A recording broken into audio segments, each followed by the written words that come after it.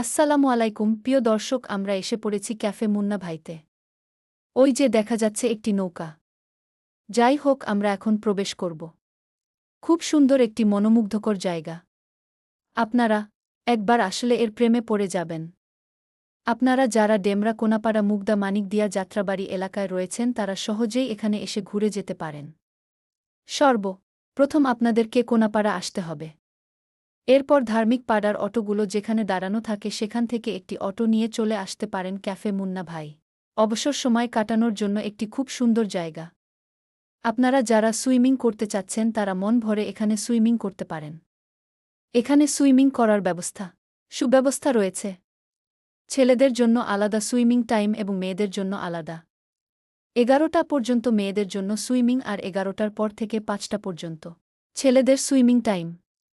জনপ্রতি মাত্র 200 টাকা খরচ করে এখানে 1 ঘন্টা সুইমিং করতে পারবেন। 10 বছরের নিচে 150 টাকা।